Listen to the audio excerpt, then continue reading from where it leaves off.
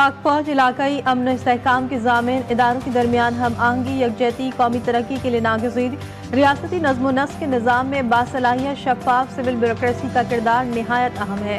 Field marshal Asim Munir का civil services academy के ज़ेर तरबियत अफसरान से खिताब।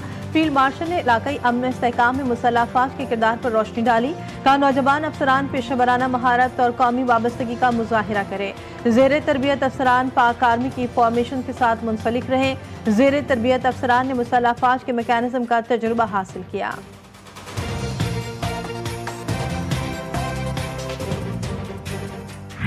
कराची में मानसून सिस्टम की धुआंधार एंट्री। शहर के मुख्तलिफ इलाकों में बादल बरस पड़े। मलीर, एयरपोर्ट, कोरंगी, नाज़िबाद, सुरजानी, गुलशन इकबाल और गुलजार हिजरी में कहीं तेज तो कहीं हल्की बारिश। सदर शारा फैसल की बाड़ी बल्दिया में भी बारान रहमत। सबसे ज्यादा बारिश गुलशन हदीद में 70 मिलीमीटर रिकॉर्ड की गई। महकमा मौसमियात की आज भी शहर में बारिश की पेश गोई। मगरबी हवाओं के जेर असर 29 जून तक बारिशों का सिलसिला जारी रहेगा। हफ्ता और इतवार मूसलाधार बारिश के बायस अर्बन फ्लडिंग का खदशा है।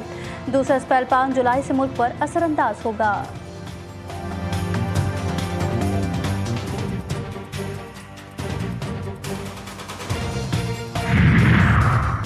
कराची में चंद मिनटों की बारिश ने शहर का हुलिया बिगाड़ दिया।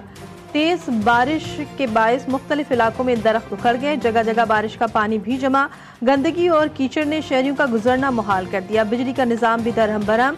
500 से जायद फीडर ट्रिप कर गए। कई इलाके ताहाल बिजली से महरूम। फीडर्स की बहाली का काम जारी। तर्जुमान के इलेक्ट्रिक का कहना है कि कुंडे और नशीबी इलाकों में एहतियात के तौर पर बिजली बंद की है।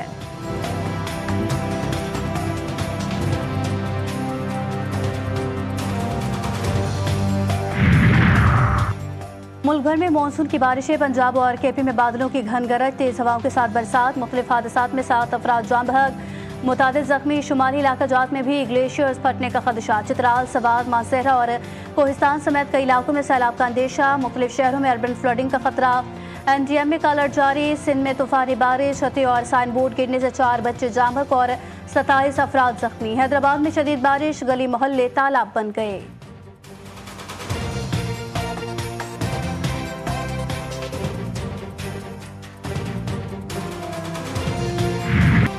खुसूसी नशस्तों पर नज़रसानी की अपीलों पर समाअत करने वाला 11 रुकनी बेंच टूट गया। जस्टिस सलाउद्दीन की केस की समाअत में बैठने से मुआज़रत का अवाम का अदलिया पर एतमाद लाजिम है। जरूरी है किसी फरीक का बेंच पर एतराज़ ना हो।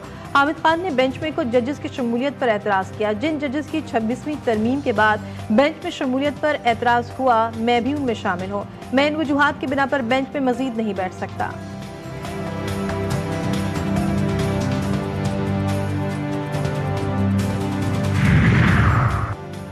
सुप्रीम कोर्ट में मखसूस नशिस्तों के केस की दोबारा समाअत। वकील हामिद खान का 10 रुकनी बेंच पर भी एतराज़।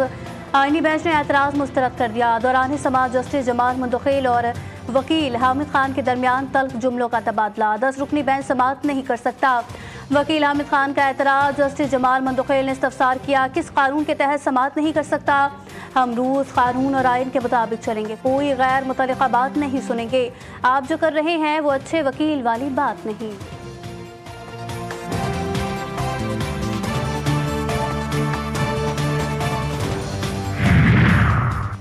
अमरीका की ईरान को एक बार फिर जौहरी मुज़ाकरात की मेज़ पर लाने की कोशिशें। ईरान को इक़्तिसादी पाबंदियां खत्म करने की पेशकश कर दी। अमरीकी नशियाती इदारे का दावा। रिपोर्ट में कहा गया कि ईरान को बैरूनी बैंकों में उसके $6 अरब इस्तेमाल करने की इजाज़त दी जा सकती है। ताहम मुज़ाकरात में अहम तरीन शर्त ईरान को यूरेनियम अफजूगी की इजाज़त ना देना है। ईरानी सिविलियन न्यूक्लियर प्लांट के लिए अरबों के जरिए सरमायाकारी की पेशकश का फैसला भी किया गया है।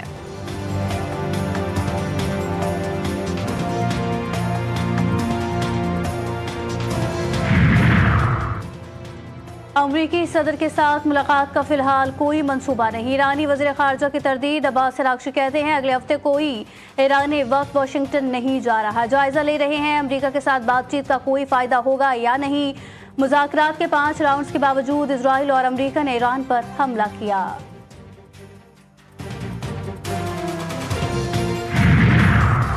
इसराइली वज़ीर दिफा का जंगी जुनून ताहाल बरकरार। ईरानी सुप्रीम लीडर आयतुल्लाह खामनी को कत्ल की धमकियां देने से बाज न आए। इसराइली मीडिया को इंटरव्यू में कहा, ईरानी सुप्रीम लीडर को मारना चाहते थे लेकिन उन्हें मौका नहीं मिला। खामनी को मालूम था कि उन पर हमला होने वाला है, इसलिए वो रुपोश हो गए। इसराइल कातिस का कहना था कि ईरान जौहरी प्रोग्राम दोबारा शुरू करता है तो दोबारा हमला कर सकते हैं। इसके लिए अमरीका से ग्रीन सिग्नल भी मिला हुआ है।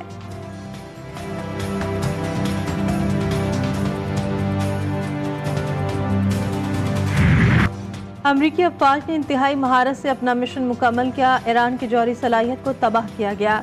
अमरीकी वज़ीर दिफा पैट हेग्सेथ ने अमरीकी सदर के दावों को दोहरा दिया। मीडिया ब्रीफिंग के दौरान अमरीकी मीडिया को भी आड़े हाथों लिया। कहा, कुछ अमरीकी चैनल मनगढ़ंत रिपोर्ट चला रहे हैं। तनकीद करने वाले नहीं चाहते कि सदर ट्रंप कामयाब हो। ये लोगों का जहन खराब करते हैं। ट्रंप पर तनकीद के लिए अमरीकी फौज के ऑपरेशन को कमतर बना रहे हैं।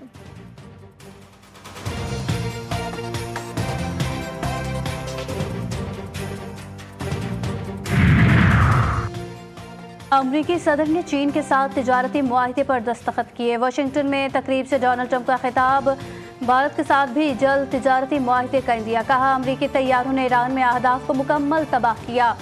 ईरान के जौहरी तंसीबात से कुछ भी बाहर नहीं ले जाया गया। एटमी प्लांट से कुछ भी निकलना खतरनाक, वक्त तलब और मुश्किल वक्त होता है। तबाही न मानने वाले चैलेंज झूठे हैं।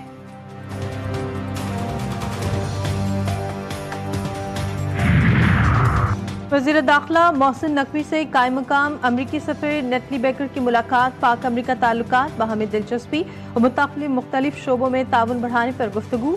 इलाक़ाई सूरत हाल और फील्ड मार्शल आसिम मुनीर की अमरीकी सदर से मुलाकात पर भी बातचीत। मोहसिन नकवी ने कहा, क़यामी अमन के लिए अमरीकी सदर के ज़बरदस्त इक़दाम को सराहते हैं। पाकिस्तान हमेशा कश्मीर समेत दीगर तनाज़ात मुज़ाकरात से हल करने का ख्वाह है। नेटली बेकर ने खित्ते में अमन के लिए पाकिस्तान की सिफारती कोशिशों को सराहा।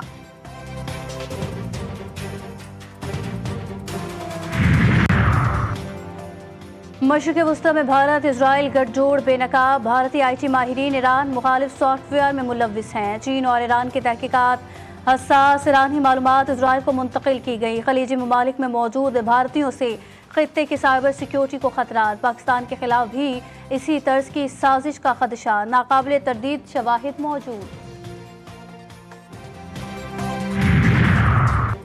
मोदी सरकार का एक और फॉल्स फ्लैग ऑपरेशन बेनकाब हो गया। उधमपुर के इलाके बसंतगढ़ में मुबैना तसादुम की झूठी कहानी सोशल मीडिया पर फैलाई गई। बगैर किसी सबूत के दहशतगर्दों को पाकिस्तान से जोड़ दिया गया। भारत ने पहले पहलगाम और अब दोबारा झूठे बयानी से जंगी जुनून को हवा देने की कोशिश की, जो बुरी तरह नाकाम हो चुकी है।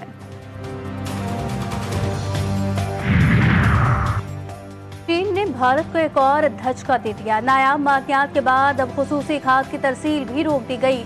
द इकोनॉमिक टाइम्स के मुताबिक चीन ने पिछले 2 माह से भारत को ज़रूरी खाद फराहम करना बंद कर दी है, जबकि दीगर ममालिक को सप्लाई जारी है। भारत अपनी 80% फसलों के लिए इन्हीं चीनी खादों पर इन्हिसार करता है।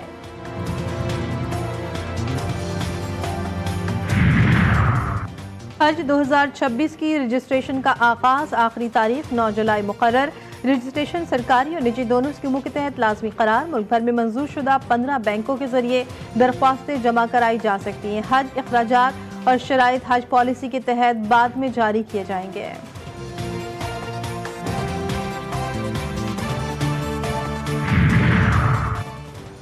मुल्क में पोलियो का नया केस सामने आ गया। KPK की 18 माह के बच्चे में पोलियो की तस्दीक। कौमी इदारा सेहत के नेशनल पोलियो लेबॉर्ट्री ने केस की तस्दीक कर दी। KPK से रिपोर्ट होने वाले केसेस की तादाद 7। मुल्क भर में रवा बर्स रिपोर्ट पोलियो केसेस की तादाद 13 हो गई।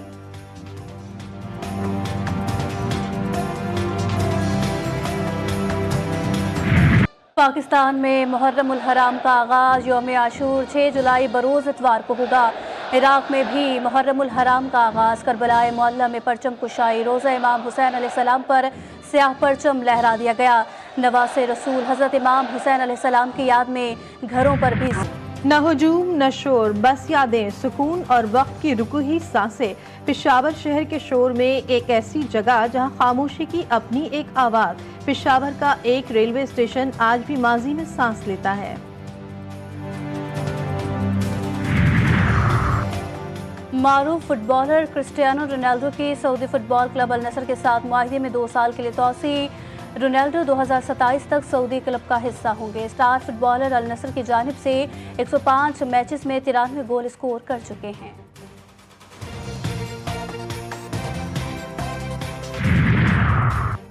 सिल्वर मेडल हासिल करने वाली पाकिस्तानी वॉलीबॉल टीम का वतन वापसी पर शानदार इस्तकबाल। लाहौर एयरपोर्ट पर खिलाड़ियों पर गुलपाशी की गई, फूलों के हार पहनाए गए।